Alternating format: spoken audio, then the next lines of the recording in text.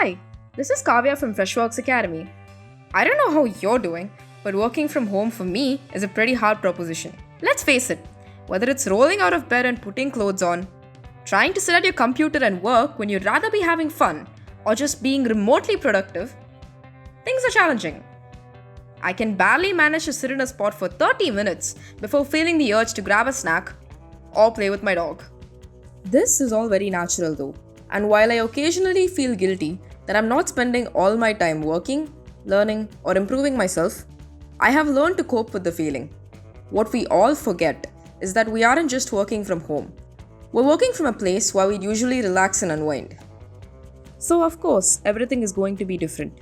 The goals you set, the work you do, and even your schedule are going to be a challenge. Keeping your eyes on the prize is not going to be a simple thing. So how do you manage your time and stay focused?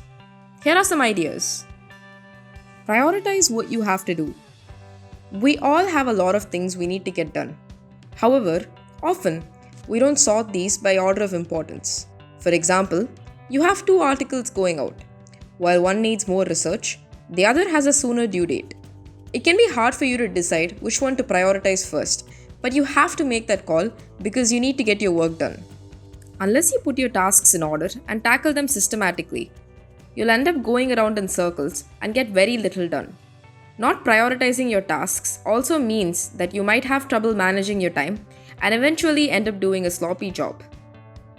Look at the bigger picture. While finishing off smaller tasks on your list can make you feel productive, you have to ask yourself how much these are contributing to your end goals. For example, if you are building an index of articles you've written so far, while it may not seem very helpful, it will greatly speed up future research, especially if you have to frequently refer to your existing work.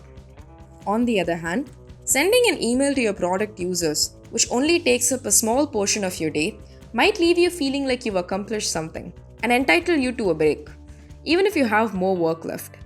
Once you do this, figure out which things help you towards your ultimate goals and get cracking on them. Reward yourself with your favorite distractions. You're going to be affected by distractions no matter what, as we mentioned earlier. However, rather than letting this derail you, you can instead make them work in your favor. For instance, you love spending time on Reddit? Give yourself 20 minutes to browse to your heart's content after an hour or 2 of work. By rewarding yourself with a control level of things that distract you, you can strike the balance between work and play. Stay engaged during meetings. Meetings have always been hard to pay attention to, all the more so when someone is talking about something that doesn't really concern you. This is amplified to a new level of difficulty when things are happening from home and virtually. The temptation to do something else during a meeting always exists and is even more obvious when you can just mute yourself and turn off your video. This is bad on multiple levels though, as you might not just end up missing something important, you may also be distracting others. To avoid zoning out, try and take notes based on what the speaker is saying. Ask questions to get more details and also to stay in the loop. Track your day and optimize. Look at how your day passes and take notes. Are you spending too much time on social media? Does your 20-minute break to watch an episode of a show turn into a binge? By identifying why you get sidetracked and lose your valuable time, you can cut down on them and be more productive. Optimization is also good. If you know you spend a lot of time going back and forth with your team or looking at emails, set aside fixed times during the day to do these rather than constantly. Work when you're most productive. Some of us work better at night, while others are the opposite. While it is important to collaborate with your team, you can and should do work that you can do solo when you're most productive. Inform the people that you work with about when you'll be working and schedule a time to catch up that works for everyone. Use time management techniques. There are a variety of techniques available out there, but one that I personally find really effective is the Pomodoro technique. In this, you work for 25-minute sessions, Pomodoros, and take a 5-minute break after each session.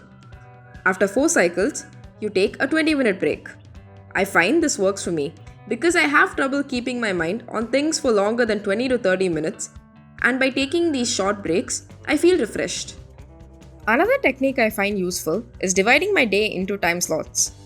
For instance, spending the hour before lunch on researching an article the two after lunch to come up with the first draft, and so on. Working from home isn't easy. Sure, you save on your commute and can work in your pajamas. But all the little things that you do to get ready for work get you into that mindset, and you no longer have that normal. It's okay to ease into things.